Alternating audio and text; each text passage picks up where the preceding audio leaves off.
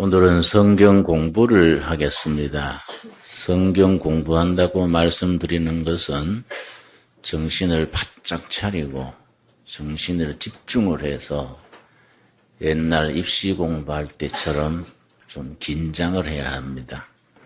내가 성경을 신약과 구약의 8곳을 찾을 테니까 천천히 따라와서 성경 찾을 때마다 서두르면 더 잘한 찾기입니다. 차분하게 우리 성경 말씀을 살피면서 공부를 하겠습니다. 맨 처음에 여호수아서 3장 14절 찾겠습니다.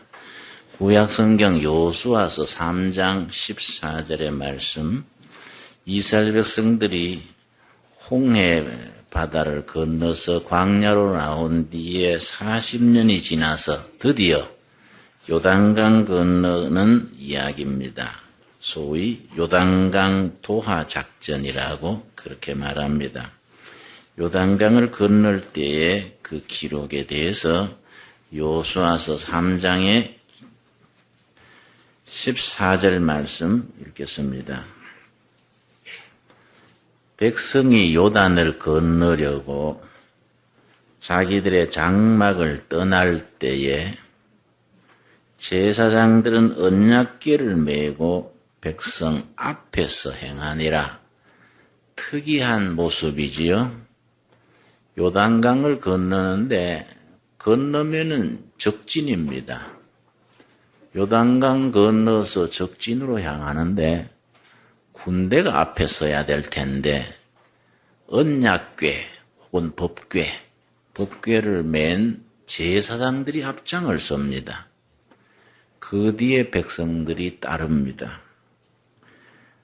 자, 15절 말씀.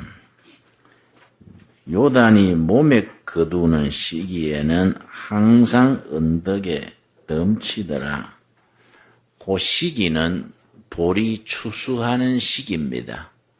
보리 수확 시기에는 요단강 강물이 범람해서 제방까지 물이 넘칠 정도로 물이 넘치는 시기입니다. 사실은 이런 시기니까 가나안 땅의 원주민들은 방심하겠지요. 이 시기에는 물이 많으니까 요단강 못 건너올 거다 이런 생각하고 있을 때 기습적으로 요단강을 건넙니다. 그런데 이 본문 말씀 보면은 요단강 강둑의 제사장들이 언약궤 메고 앞장서서 요단강 강물이 빠지도록 기다리거나 다른 방법을 쓰지 않고 언약궤를 맨 그대로 요단강 강물로 제사장들이 그냥 들어가는 겁니다. 들어가면 그냥 물에 떠내려가게 돼 있는데 확고부동한 믿음을 가지고 요단강 강물로 들어서는 거이지요. 여기에 우리 하나님, 성경의 하나님, 우리들의 신앙의 대상 되신 하나님에 대한 이해, 바른 신앙의 모습이 있습니다. 16절 말씀. 곧 위에서부터 흘러내리던 물이 그쳐서, 자, 다시 말씀드립니다. 언약궤를 제사장들이 메고 강둑에서 물이 빠지도록 기다리지를 아니하고 그냥 강물 속으로 발을 담그고 들어가는 겁니다. 그랬더니 강물이 멈췄다. 이 본문이 그런 내용입니다. 이 속에서 행동하시는 하나님, 백성들과 삶 속에서 함께 하시는 하나님, 하나님에 대한 신앙 고백이 들어있습니다. 우리 생각에는 강물이 줄어진 뒤에 혹은 무슨 배라든지 다른 수단을 가지고 강물을 건너야 하는데 벗게 메고 그냥 강물 속으로 들어서니까 강물이 멈췄다.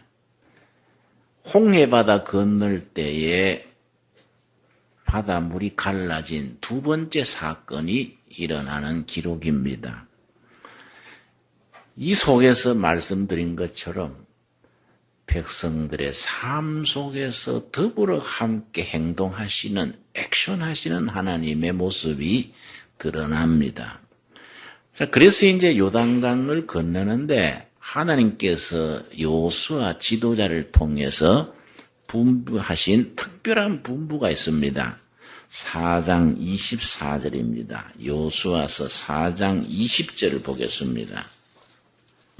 4장 20절에 보면은 여호수아를 통해서 하나님이 명령하시기를 이스라엘 12지파인데 한 지파에 한 명씩 뽑아서, 그럼 12명이지요. 12명이 요단강을 건널 때 강바닥에 돌 하나씩을 건져서 어깨에 매라. 어깨 매일 정도니까 작은 돌은 아니지요. 뭐 너무 큰 바위도 아닐 테고, 장정이 어깨에 매일 정도로 돌 하나씩 12명이 한 지파에 한 명씩 어깨에 돌을 메고 건너서 나오라. 그렇게 말씀하셔서 그렇게 하는 장면입니다. 4장 20절. 여호수아가 그 요단에서 가져온 돌 몇 개지요? 12를 길갈에 세우고 요단강을 무사히 도강한 후에 첫 번째 진친대가 길갈입니다. 길갈에다가 돌 12개로 돌탑을 쌓은 겁니다. 혹은 돌 무대기라 할까요? 그럼 그 무슨 용도로 돌 12개를 쌓았느냐? 그게 21절입니다. 역사 체험 교실, 그런 식으로 활용하는 겁니다. 21절. 이스라엘 자손들에게 일러 가로되 후일에 너희 자손이 그 아비에게 묻기를 이 돌은 무슨 뜻이냐 하거든. 요단강을 건너는 체험을 하지 않은 후손들이 나중에 그 돌무대기를 보고 아버지, 할아버지, 이 돌무대기, 돌탑은 무슨 돌탑입니까? 이렇게 묻거들랑 너희들이 겪는 역사적인 사건, 그 체험을 설명을 해줘라. 역사 교실로 삼아라. 그런 내용입니다. 그래서 22절. 너희는 자손에게 알게 하여 이르기를 이스라엘 자손이 마른 땅을 밟고 이 요단을 건넜음이라. 자손들에게 역사를 가르치는 생생한 체험 교실로 그렇게 삼아라. 그렇게 말해줍니다. 여호수아서 이렇게 돌 얘기가 나온 뒤에 여호수아서 마지막 장이 24장입니다. 여호수아서 24장에 다시 돌 이야기가 나옵니다. 24장 24절을 찾겠습니다. 여호수아서 24장 24절. 여호수아 24장은 여호수아서의 마지막 장인데 여호수아 장군의 신앙 고백이 전체에 들어 있습니다. 그래서 여호수아 24장을 뭐라고 부르느냐 하면은 구약의 사도신경이다. 그렇게 부릅니다. 혹은 신앙 고백장이라고 부릅니다. 여호수아 장군은 상승 장군입니다. 여호수아서에 33번의 전투가 있었습니다. 33번의 전투를 완승으로 끝냈습니다. 우리 세계 역사에 패배하지 않았던 장군이 두 사람입니다. 우리 역사 전체에서. 첫째는 징기스칸입니다. 징기스칸이 정복전쟁에 패전한 적이 없습니다. 두 번째 여호수아입니다. 한번 아이성의 조그마한 중대단위 전투에서 패배한 적이 있습니다. 그 외에 33번의 대전투를 완승으로 끝냈는데 그 신앙 고백이 24장에 있습니다.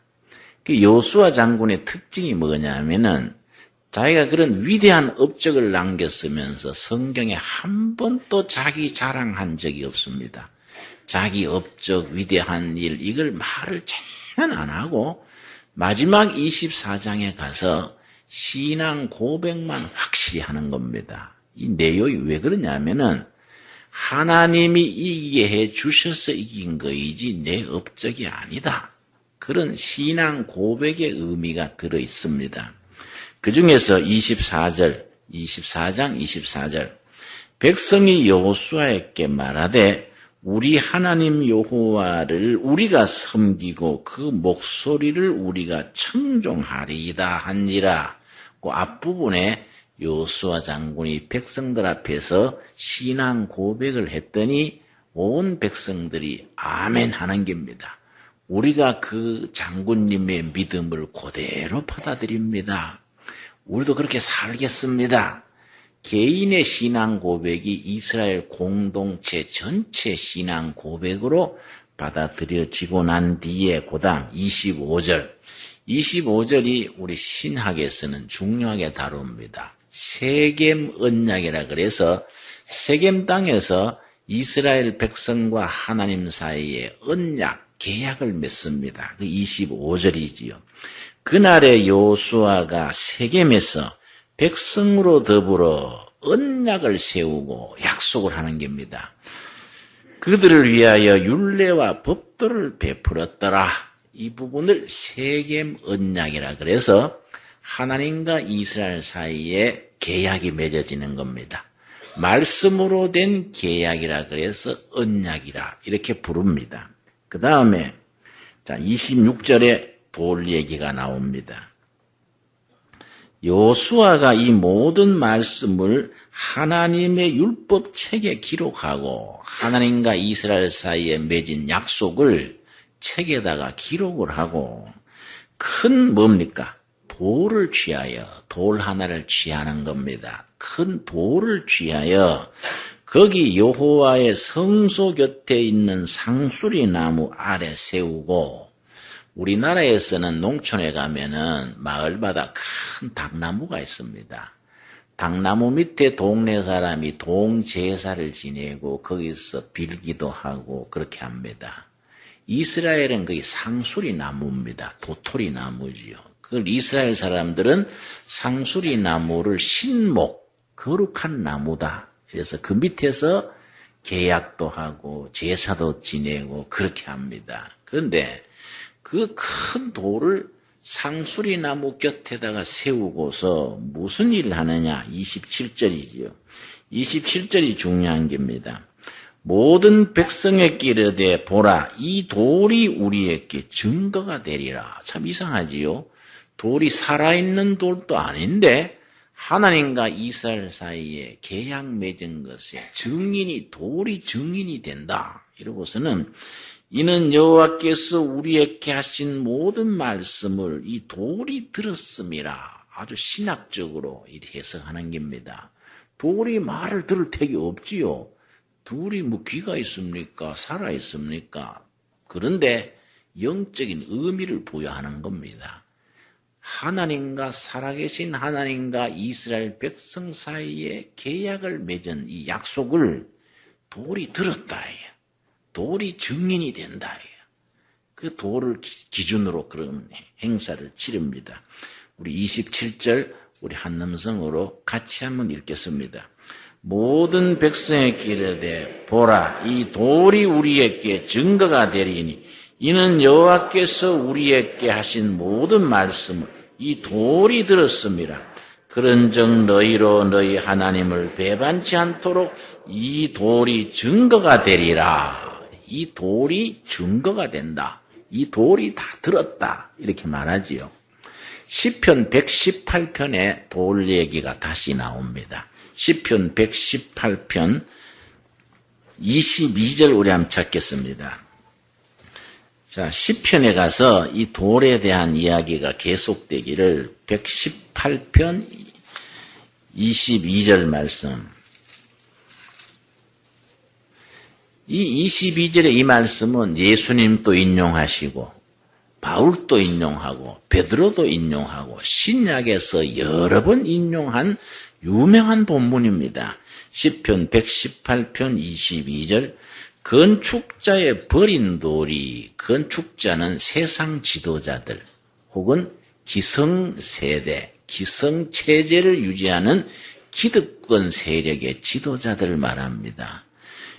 건축자들의 버린 돌이 집 모퉁이에 무슨 돌이 됩니까? 머릿돌이 되었나니 이는 여호와의 행하신 것이요 우리 눈에 기이한 바로다. 세상 지도자들이 못 쓰는 돌이라고 버려버렸는 돌을 하나님이 버린 돌을 가져다가 새로운 건물의 주춧돌이 되게 했다 그 말이지요. 그러니까 건축자들이 세상 지도자들이 쓸모없다고 내버렸는데 하나님이 버려진 돌을 가져다가 새로운 건물 주춧돌로 세웠다. 이게 참 신기한 일이다. 이걸 베드로가 인용을 어떻게 했느냐 하면은 베드로전서 2장 4절입니다. 베드로전서 2장 4절 말씀. 신약성경 378페이지입니다. 신약성경 378페이지 베드로전서 2장의 그 돌 이야기를 베드로가 인용을 하면서 설명을 합니다. 2장 4절 말씀. 사람에게는 버림바가 되었으나 하나님께서 택하심을 입은 뭡니까? 보배로운 산돌이신 누구지요? 예수에게 나와. 건축자들이 버린 돌, 하나님이 새 건물의 주춧돌로 삼은 그 돌은 예수님이다. 근데 그 돌은 죽은 돌이 아니다. 산돌이신 예수님이다. 산돌이신 예수님. 제사장들이 버리고 바리새인들이 버리고 세상 사람들이 이거는 몹쓸 돌이라고 내버렸는데 하나님은 그 돌을 가지고 새로운 역사, 생명 역사에 주춧돌로 삼은 살아있는 돌, 바로 예수라는 돌이다. 그 다음 5절이 참 의미가 깊습니다. 너희도 뭐와 같이? 산돌같이. 예수님이 살아있는 돌이니까 그 예수님을 구주로 믿는 우리도 살아있는 돌이다. 첫 번째 돌은 예수님이 산 돌이고 우리도 계속해서 살아있는 돌로 우리가 있는 거이다. 너희도 산 돌같이 무슨 집입니까? 신령한 집으로 세워져야 된다. 그 신령한 집의 주춧돌은 누굽니까? 예수님이고 우리가 전부 새로운 돌 하나씩 붙여나가는데 이 신령한 집이 뭐이 되겠습니까? 교회란 말이에요. 교회. 좀 더 넓게 말하면 하나님의 나라, 교회. 우리가 그렇게 영적으로 우리가 받아들이겠습니다. 신령한 집으로 세워지고 예수 그리스도로 말미암아 새 집의 주춧돌 대신 산돌이신 예수 그리스도로 말미암아 하나님이 기쁘게 받으실 신령한 제사를 드릴 거룩한 제사장이 될지니라. 여러분 이 말씀에 아멘 하십니까? 우리 전부 제사장이에요. 무슨 제사장이냐? 신령한 예배, 신령한 제사를 드리는 살아있는 돌로서 우리가 전부 제사장이에요. 대단히 영광스럽고 깊이 있는 말씀이지요. 그래서 7절 말씀. 그러므로 믿는 너희에게는 보배이나 믿지 아니하는 자에게는 건축자들의 버린 그 돌이 모퉁이의 머릿돌이 되고 바로 시편 118편 22절 말씀을 베드로가 그대로 인용을 하는 겁니다. 그래서 8절 말씀 또한 부딪히는 돌과 거치는 반석이 되었다 하니라. 중요한 것은 9절이지요. 9절. 이게 우리 신앙 고백이 돼야 되는 겁니다. 9절 말씀 우리 한번 같이 읽겠습니다. 오직 너희는 택하신 족속이요 왕같은 제사장들이요 거룩한 나라요 그의 소유된 백성이니 이는 너희를 어두운 데서 불러내어 그의 기이한 빛에 들어가게 하신 자의 아름다운 덕을 선전하게 하심이라. 여러분 산돌이신 예수님을 이어서 우리도 산돌로서 삶 속에서 거룩한 예배 제사를 드리는 제사장들인데 그래서 우리는 신분이 어떻게 되느냐? 택하신 족속이요 왕같은 제사장이요 거룩한 나라요 하나님이 소유한 소유물이 되었다. 아멘이 됩니까? 이런 간격과 고백이 있어야 돼요. 이 돌에 대해서 사도 바울은 뭐라 그랬냐면은 고린도전서 10장 1절을 보겠습니다. 고린도전서 10장 1절 말씀. 고린도전서 10장 1절 말씀 찾겠습니다. 참 사도 바울이 이 구약의 본문을 깊이 있게 영적으로 재해석을 했습니다. 성경은 해석이 중요합니다. 해석이 달라지면은 신앙이 달라져 버리는 거이지요. 그러니까 구약 성경을 경전으로 믿는 종단이 셋이지요. 유대교, 이슬람교, 우리 기독교 다 구약을 믿는데 뭐이 다르냐? 같은 책인데 해석이 달라져 버려요. 해석이 달라지면 딴 신앙이 딴 책이 되어버리는 겁니다. 사도 바울이 고린도전서 10장에서 구약의 사건을 그 돌에 대해서 아주 참 영적인 해석을 했는데 10장 1절 형제들아 너희가 알지 못하기를 내가 원치 아니하노니 우리 조상들이 다 구름 아래에 있고 바다 가운데로 지나며 이게 무슨 말입니까? 구름 아래에 있었다는 말이 무슨 말이겠습니까? 애굽 종살이에 벗어나서 홍해를 건너서 가나안 들어갈 때까지 40년간 낮에는 무슨 기둥? 구름 기둥이요. 밤에는 불 기둥. 그 구름 아래입니다. 구름 아래에 있고 바다 가운데로 지났다. 무슨 바다를 말하겠습니까? 홍해 바다. 모세 십계명 영화, 모세 영화 봤지요. 홍해 바다가 쫙 갈라진 바다 가운데로 지났는데 바다 가운데로 지나는 것을 바울이요 영적 해석을 기맥히게 하는 겁니다. 2절이지요. 2절. 모세에게 속하여 다 구름과 바다에서 뭘 받았습니까? 세례를 받았다. 여기 중요하지요.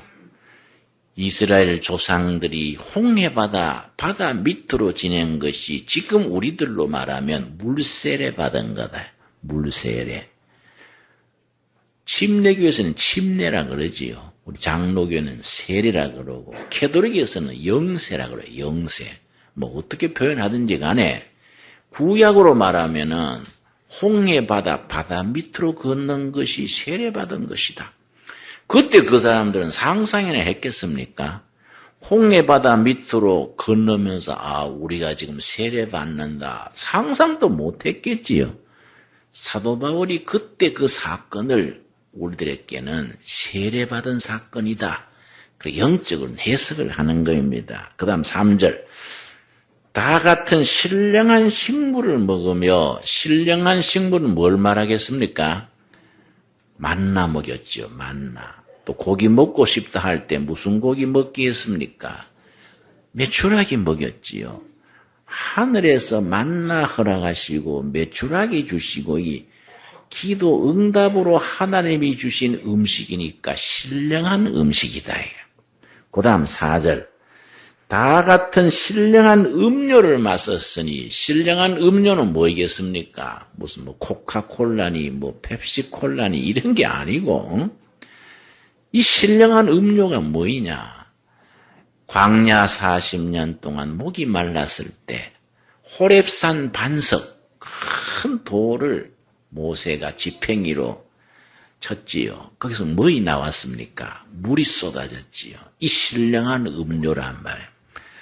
광야에서 큰 돌 반석에 지팽이로 모세가 쳤을 때에 물이 쏟아져서 사람도 마시고 짐승도 마셨지요. 이 신령한 음료를 마셨는데 그 다음 해석이 중요합니다. 이는 저희를 뭐하는 반석입니까? 따르는 신령한 반석으로부터 마셨다. 참 이상하지요? 반석 돌에 바퀴가 있는 것도 아니고 엔진이 있는 것도 아닌데 40년 동안 백성들이 광야를 행진할 때 그 반석 돌이 계속 따라다녔다요. 말이 안 되지 않습니까? 근데 그렇게 영적으로 해석을 하는 겁니다.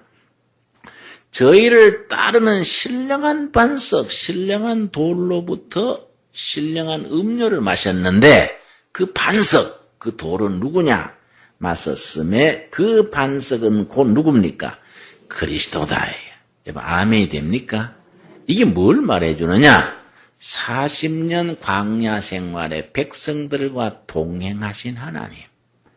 지금 우리들과 임마누엘로 함께 하시는 하나님. 지금 또 우리들의 삶 속에 산돌이신 예수님으로부터 성령의 생수가 우리에게 임하고 성령의 은혜가 우리한테 임해서 우리와 함께 움직이시고 함께 아파하시고 함께 행동하시는 하나님, 그 우리 하나님이다. 바로 우리의 주인 되신 그리스도다. 믿어집니까? 이게 믿어지는 게 신앙 고백이다 이 말이에요. 사도 바울이 지금 그 고백을 말하는 겁니다. 그런데 이 신령한 반석이시고 산돌이신 예수님에 대해서 마태복음에 뭐라고 해석을 했냐면은 마태복음 21장 42절을 보겠습니다.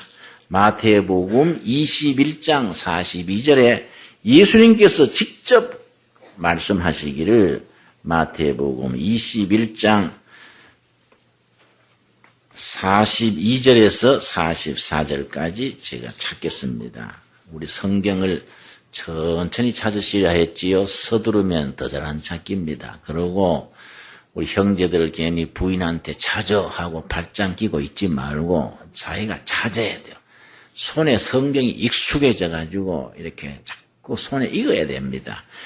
21장 42절 예수께서 가라사대 너희가 성경에 건축자들의 버린 돌이 모퉁이의 머릿돌이 되었나니 그 성경이 어떤 성경입니까? 시편 118편 22절 그 구약 성경이지요. 예수님이 말씀하신 이때는 신약 성경은 안 나왔을 때단 말이에요. 그러니까 이 성경이란 건 구약 성경을 말하지요. 너희가 성경에 건축자들의 버린 돌이 모퉁이의 머릿돌이 되었나니 바로 예수님 자신을 말하는 거예요. 이것이 주로 말미암아 된 것이요 하나님으로부터 된 것이다. 우리 눈에 기이하도다 함을 읽어본 일이 없느냐. 43절 우리 같이 읽겠습니다. 그러므로 내가 너희에게 이르노니 하나님의 나라를 너희는 빼앗기고 그 나라에 열매 맺는 백성이 받으리라. 순종하고 믿는 백성은 하나님의 나라 백성이 되고 아무리 태어날 때 이스라엘 백성이라도 불순종하고 믿지 못하면은 하나님의 나라가 뺏긴다. 그 다음에 이제 우리가 꼭 가슴에 새겨야 될 말씀이 44절이지요. 돌에 대한 예수님의 말씀입니다. 사실은 심각한 말씀이에요. 44절 이 돌 위에 뭐하는 자? 떨어지는 자는 깨어지겠고 산돌이신 예수님 앞에 나가서 무릎을 꿇고 엎드리는 자. 그 육신은 세상의 사람은 깨지고 영의 사람으로 born again 거듭나게 되는 거이지요. 이 돌이 사람 위에 떨어지면 어떻게 한다고요? 저를 가루로 만들어 흩으리라. 불순종하고 믿지 못하고 그런 사람께는 때가 되면 돌이 심판의 돌이 돼가지고 멸망시킨다. 이 심각한 말씀이지요.